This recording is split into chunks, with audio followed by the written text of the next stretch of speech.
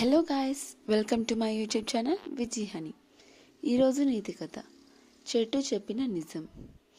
ఒకసారి ఒక చిన్న గ్రామంలో రాము అనే బాలుడు ఉండేవాడు. అతనికి అడవిలోకి వెళ్ళి సంచారం చేయడం చాలా ఇష్టమైంది.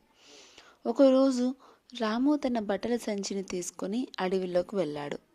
అక్కడ అతనికి ఒక పురాతన వయసు గల వేప చెట్టు కనిపించింది.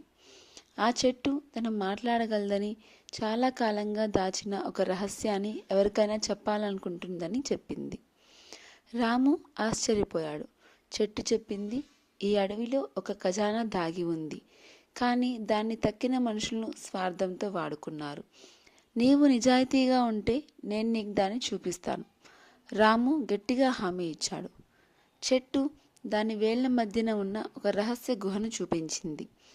రాము వెళ్ళి చూస్తే అక్కడ పాతవాటి నాణ్యాలు, కొన్ని ఆభరణాలు ఉన్నాయి.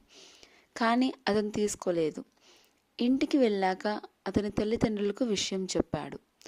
వారు గ్రామ పెద్దల వద్దకు వెళ్ళి కథ వివరించారు. గ్రామ పెద్దలు ఆ ఖజానా గ్రామానికి చెందుతుందని నిర్ణయించారు.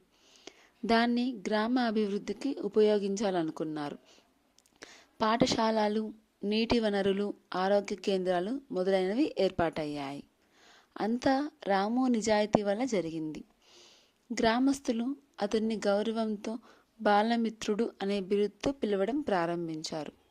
చెట్టు కూడా మళ్ళీ మాట్లాడకుండా పోయినా రాము తన జీవితమంతా ఆ చెట్టు నీడలో చదువుతూ చీకటిని జయించిన వాడిగా పెరిగిపోయాడు. ఈ కథలోని నీతి: సత్యం, నిజాయితీ ఉంటే మన కోసం అంతకు మించిన సంపద అవసరం ఉండదు. మన నైతిక విలువలే మన గొప్ప ఆసక్తి. ఈ కథ కానీ మీకు నచ్చినట్టయితే please like, share and subscribe to my channel Viji Honey. Thank you for watching.